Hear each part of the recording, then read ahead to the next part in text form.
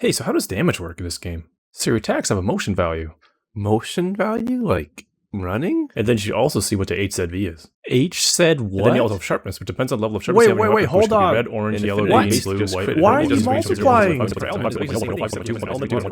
What?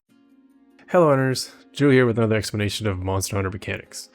I spent a pretty long time not really understanding exactly how damage works in this game, and especially element damage, so hoping this video will clear that up for you. And I'm hoping to keep things as simple as possible so we won't be going into the extremely fine details. So, raw and element damage actually work pretty similarly. The damage numbers that you see will always combine both the raw and the element damage. So in this case, we are dealing 397 total damage, but 370 of it is raw, and 27 of it is element. At a high level, the most important thing to understand is the hit zone values.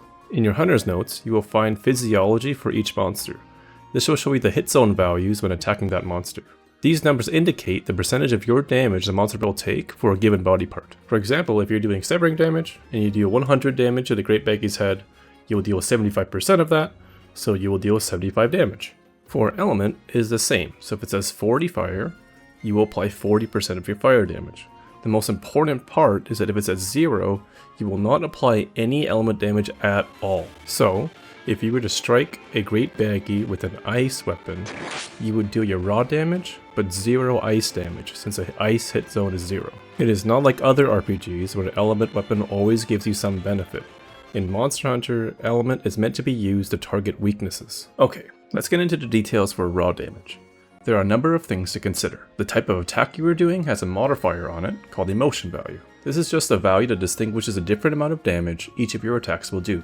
Stronger attacks will have higher motion values, and weaker attacks will have a lower motion value. Essentially, each of your attacks will deal a percentage of your total attack value that you have in your status menu. After this, we have sharpness. Every level of sharpness has a multiplier. This will increase or decrease the amount of damage you deal. This doesn't affect bow or bow guns, as there is no sharpness on those weapons. In addition, there are some exceptions, like charge blade files, which are not affected by sharpness. Then there is affinity for critting. If you crit, it will increase your damage by 25%. This can be increased by 5% per point of crit boost. There are plenty of other ways that damage can be increased from armor skills, weapon mechanics, and dangle buffs, but I'm not going to be going into them to keep things simple. So altogether, your damage will be your total attack from the status menu, modified from the motion value of the attack you are using, adjusted by the current sharpness level, increased by the crit modifier if you crit, further increased by any special armor skills, weapon mechanics, or dangle skills, and then adjusted for the hit zone you are attacking. Here, I have an example of how this worked for the attack I showed earlier, dealing 370 raw damage. The head of the Toadversary is a 100% raw hit zone. I won't go over everything here, but this is an example of all these things put together to get a final attack value. So, I've had some pretty big frustrations with how element damage is usually explained. Something that is commonly said is that element damage is good for weapons that attack frequently. However, no one seems to explain why this is. As if they don't actually know why, they just say it. It's like a carb. No one in the world can tell you what it is, but you should avoid them. I'll eat as much bread as I want. So, element damage is very similar to raw damage. It is affected by sharpness, except with different modifiers for each level. So the calculation ends up being almost exactly the same. We take the total element from your status menu. Every attack you do has an element modifier. This is basically exactly the same as the motion value, except it has a much more sensible name for element. We apply the sharpness modifier that we just saw earlier. Normally, critical hits have no effect on your element damage. However, the critical element armor skill will increase the element damage you deal every time you crit. Just like raw, there are other armor skills and weapon mechanics that may increase your element damage. And then lastly, we apply this against the element hit zone that you are attacking on the monster. So once again, going back to the initial example, we have 73 total ice element. The element modifier on my attack is 100%. Purple sharpness adds 25% additional damage. I do not have any critical element, so critical does not increase element damage at all here.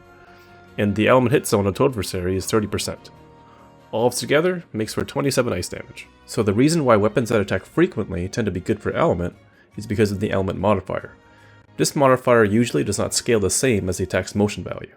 For example, the majority of the hits of the dual blade spiral thrust just has a 6% motion value, so each hit only deals 6% of your raw damage. However, each of these hits has a 110% element modifier, so each of these attacks apply 6% of your raw, but 110% of your element. So for the most part, most attacks will have a 100% element modifier. So for 4 quick hits, it will apply 400% of your element. whereas one slow hit in the same time would only apply 100% of your element. This is a pretty general statement, and in Rise this isn't as true anymore, as slow attacks and some quick attacks have been scaled up and down for their element modifiers. But this is a general idea of why element is strong with multi-hit weapons. As always, thanks for watching this video. If you liked it, consider liking the video and subscribing to the channel. This helps me out a lot. Take care.